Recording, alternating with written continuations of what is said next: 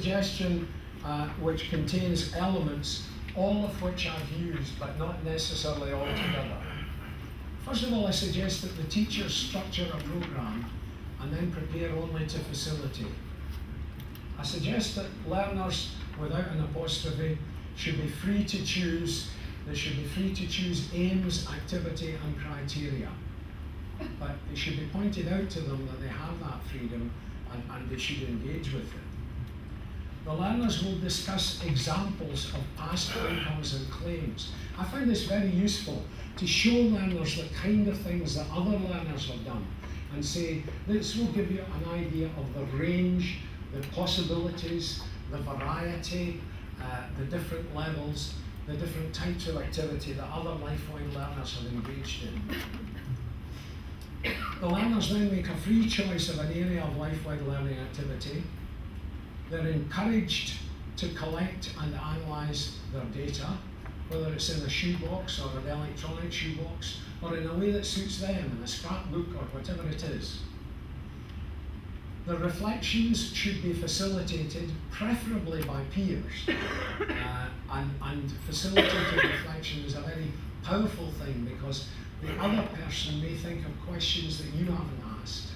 The other person may have another experience to add to your experience, which helps to enrich the generalization. So hopefully the learners will have planned formative peer interaction as we head towards that arrow that takes them out towards assessment. So they collate and analyse their data against their criteria. Their reflective review concentrates on the standards. What is the value of this development which has happened for you?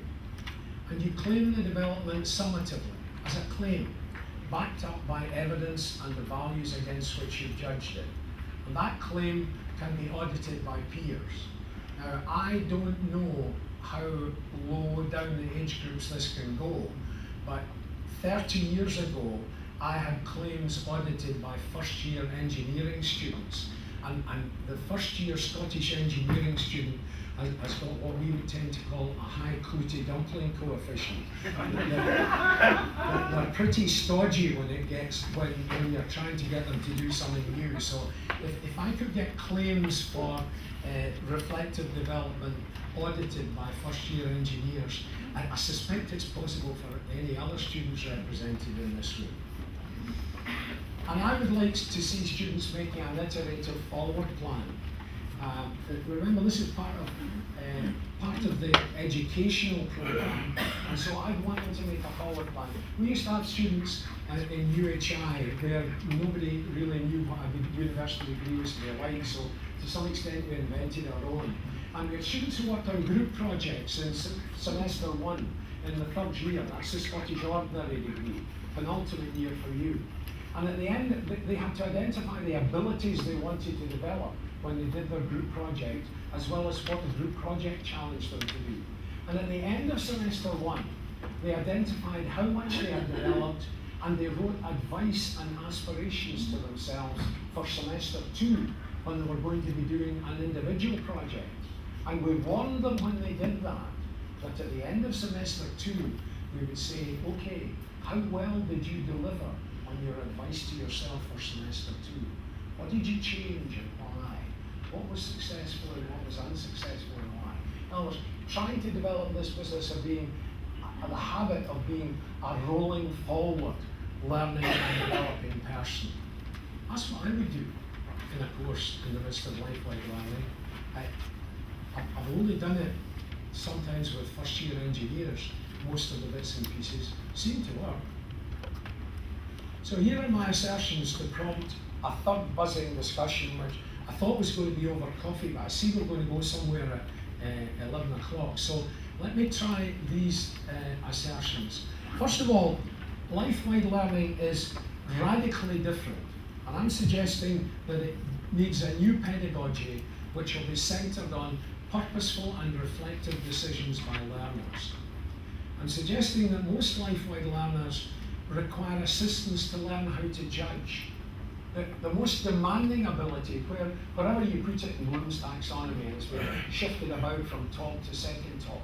The most demanding ability is the ability to make objective judgments. And we go through life having to make objective judgments.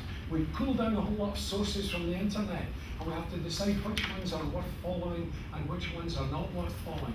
My 9-year-old granddaughter is having to develop that ability in the school classroom. We have to make judgments about ourselves and so on.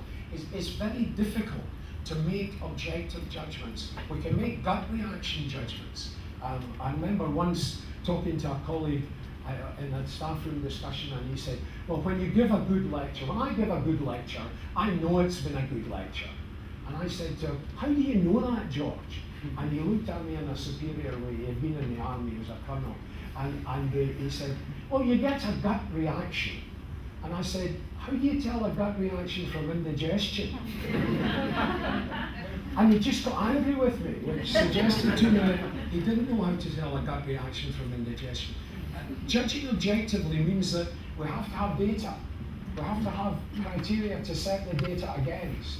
We have to have an objective way of making that comparison, and we have to have a rational way of wonderful OU course on professional judgment and decision making, which has gone out of the list, but worth looking at the materials. Suggests to me that life-wide learners should be able to support any claims they need without formal assessment. I went to a university in Luleå in northern Sweden about 30 odd years ago, and they had project-oriented learning, and in the 5th year there was no exam. The students set up a firm, they were given their share of the funding for the 5th year of their course. They went out and they got contracts. One firm had got a contract to improve the ventilation in a Swedish mine. They had to deliver on these contracts or they would be in big trouble. And at the end of the day I said, but how do you assess the students in the group? And the lecturer looked at me painfully and said, well, if they finish, they passed the 5th year. And I said, but do you not assess them? And he said, life will assess them. They will have assessed themselves. The first time they go for interview, they know what claims they're making, and they know the examples that they'll use. And that's much more effective with an employer or with colleagues than a bit of paper from this university. Life-wide learning, it seems to me, is about development and not about performance. I'd like to see it as being constantly a development, that you progress to something which is better than you were a year ago. And it seems to me that the most effective use of teachers in life-wide learning is in general planning for development, creating a situation where, as far as possible, this freedom that we want inside the ring fence is going to be a meaningful and a creative freedom. And then, to some extent, we deploy one or two of our team to go inside the ring fence and facilitate, not to direct, not to provide tuition, but to point out questions that the students might like to consider which they haven't considered, or inconsistencies in their reasoning, or another option that they might consider. And I suggest that wherever we have plans for life-wide learning, we should build in constructive peer interaction. One of the things that strikes me as a reviewer for BJET, the papers particularly coming from the East, are the number of developments in the East where they are using constructive peer interaction at various levels in courses, where there are students who are suggesting to other students what they can do to improve, to refine, to adapt, to extend. Constructive peer interaction is enormously powerful, and it's enormously powerful for one wonderful reason, and that is that when it's happened and you ask students, is it valuable? They will say yes.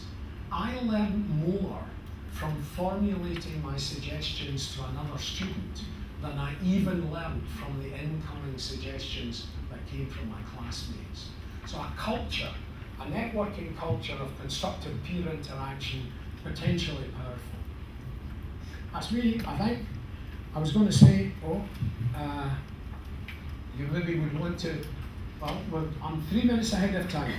So perhaps we'll use these 3 minutes just to see what the other people round about you think about these points.